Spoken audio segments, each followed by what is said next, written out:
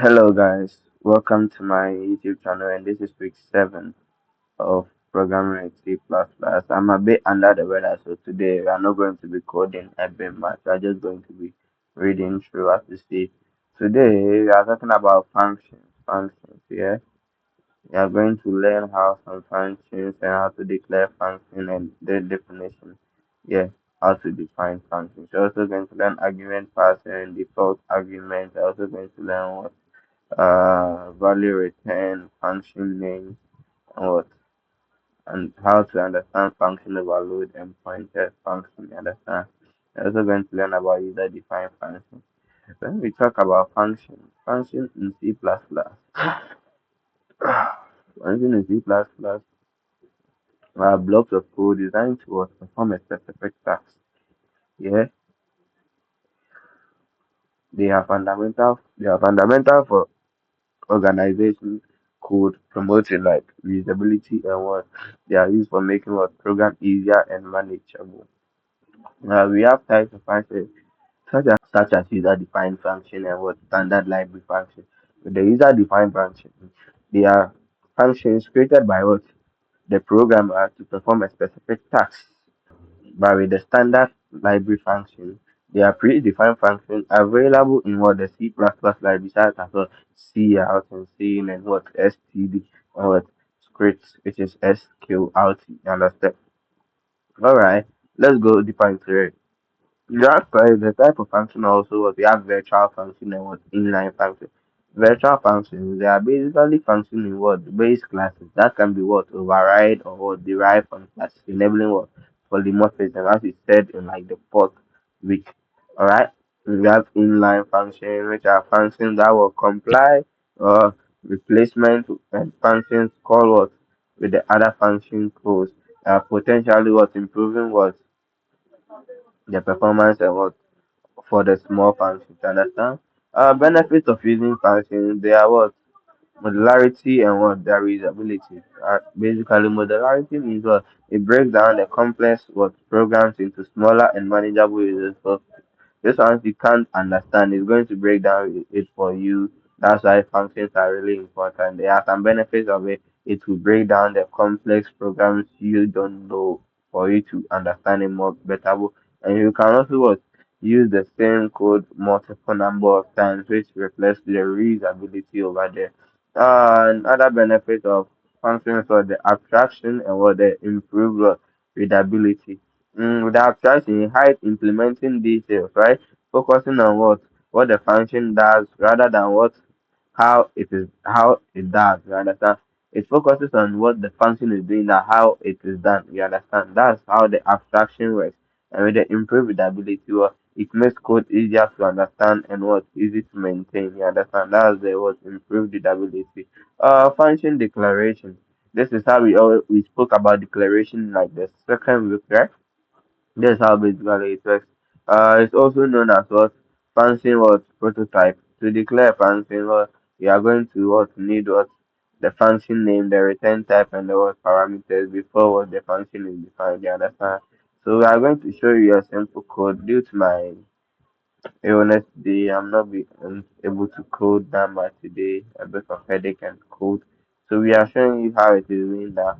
So with this in mind, you can look at it. We already have the IOS in there, and this is where the function was is being declared. This is a function being declared. It's not being initialized because to initialize, you are going to use what? You are going to need an equal to sign over there, which is the assignment operator. You understand? So this is an declaration of function. You understand? All right. Now, let's go to function definition. A function definition is what? It's like a function declaration in which body the function is presented. Understand? You're also going to talk about the structure. A function what definition includes what the return type, name, parameter, list, and which is optional, and the body that is enclosed in what the curly braces. Alright. We're also going to show you some codes about what the what function definition. So with the function definition, as you define it, when you are done defining it, as you can see, this is being defined from here to here is being defined. Okay, from here to here is being defined. And but with the definition, you're also going to involve this, which is what a curly braces, whereby your function body what you want the function to perform is going to be in there. That is function definition. Alright. Thank you very much. Let's move to the next. Function definition. I'm going to read the return type, especially let's read it and see. Specify the data type. Uh, of the value that will return and use void if the function does not return a value. As we said in like the first this time we talked about void. Let's talk about the function name. It identifies the uniquely of the name of the function. Understand? In function definition, I'm going to need some keywords such as what parameters, function body, and return statement, which is set all in the above statement. Alright, this is a code about function what definition, as we said earlier. So this is the IOStream new metadata header files, and this is the function being declared over here, as you can see. Sorry, let me redo it. This is from there to here. Sorry, I don't know why it's not capturing it. But from there to here is a function being defined, and this is from here to here. From here to here is where when the function body is where you are telling the function to do in this statement, where we are saying it to do int result, etc. Initialize it over here basically. So that's it. Now let's talk about parameters. We have what variables in function defined as for receiving the argument, such as what the let's talk about the return type, and you see the name. So return what maybe int or something like that. Then the name. After you say type one, name one, type two, name two, then you bring in the function body, alright? That's for the parameters, alright? So now let's go to the argument. With that, it's actually part like the function is called, which is the same, something like this. The function name, and you say the argument type, as you can see over there. And we have arguments, other type, such as reference as argument, pointers as argument, the arrays as argument. Alright, we have default argument, which was something like this. The default arguments assign the word parameters during one function definition or declaration, which is something like this.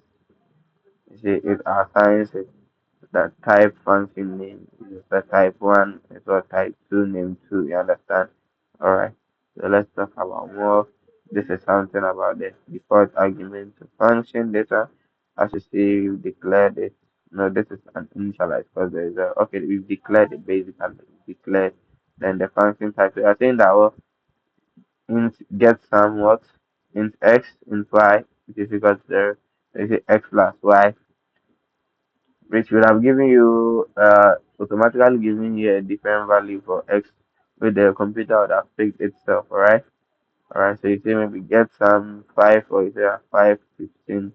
Yeah, you understand. So now let's talk about function call. To call a function means to execute a function, you call it by the name followed by the word parenthesis and any required argument, you understand. This is like function name, and you say the argument and what. That's it. The function overload, dealing with function overload, it defines what multiple functions at the same time, but it has to be has the same name, not but not different parameters. You understand? This is the case whereby there is no one function but different parameters. You understand?